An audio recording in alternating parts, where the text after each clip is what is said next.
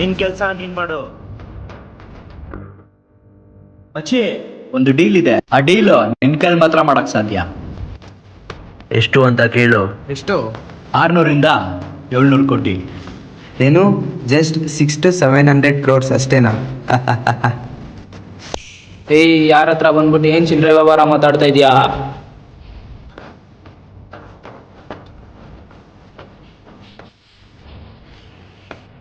ಅದ್ ನನಗೆ ಗೊತ್ತು, ನಿನ್ ಖರ್ಚಿಗೂ ಸಾಲಲ್ಲ ಕಾಸು ಅಂತ. ಇವಾಗ ಹೇಳು, ಆ ಡೀಲ್ ಓಕೆ ಮಾಡೋಣ ಬೇಡವಾ ಅಂತ?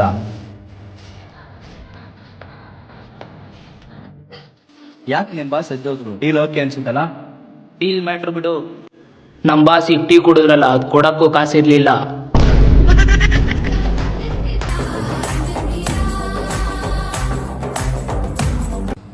ಓಯ್, ಬಾಸಿಗೆ ಒಂದು ಫೋನ್ ಹಾಕೋ. ಹಲೋ ಬೈ, ಎಷ್ಟು ಗಂಟೆಗೆ ಬರ್ತೀರಾ ಬೈ?